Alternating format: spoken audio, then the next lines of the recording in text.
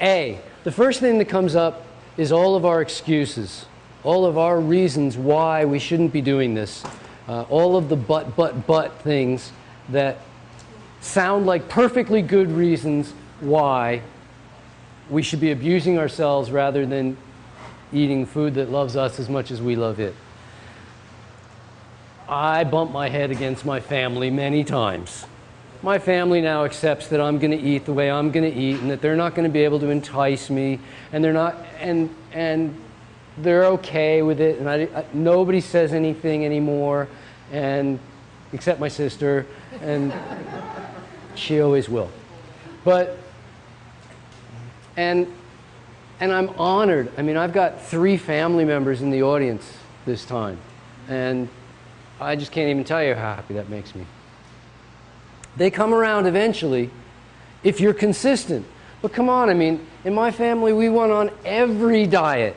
One after the next, after the next, after the next, after the next. We stayed on Weight Watchers for 25 years, but even then, eventually ended up on the next. And I understand that this isn't a diet, but it's a way to reach enough people when you say, hey, read this book. They're not ready to change their lifestyle, but they're willing to look at another diet.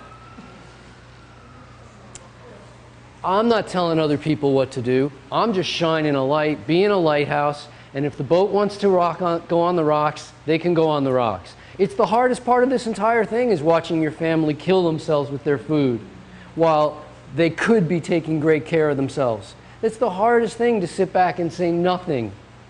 I'm not sure that it's right to sit back and say nothing, but I know that the most effective thing I can do is remain healthy.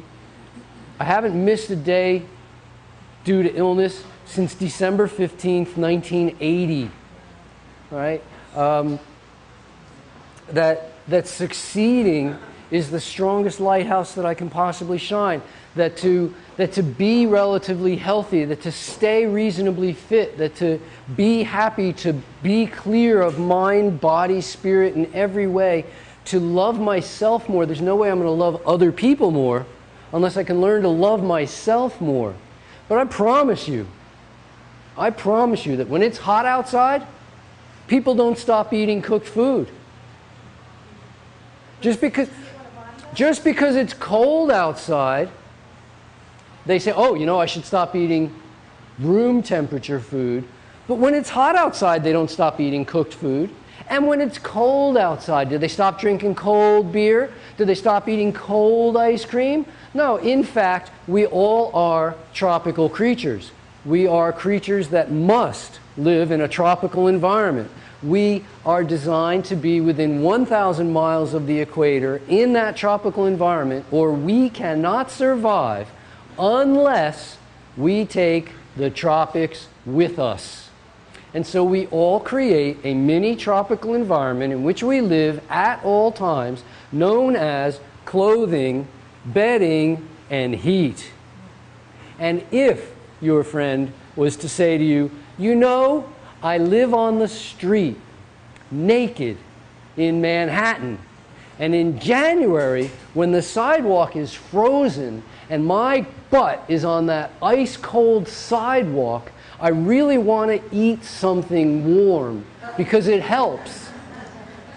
I could understand. But if they're in their apartment where it's 72 degrees, just like it is in the summertime, and they're wearing their clothing, and they've got bedding, excuse me, why do you have to have warmer food in the winter than in the summer? We've made it all the same. We've made it into a tropical environment where we use clothing, bedding, and heat to always be comfortable. We don't rely on food to get warm. You get warm when you're active. You get warm when you're hugging somebody. You get warm when you're playing. You want to get warm? Move around.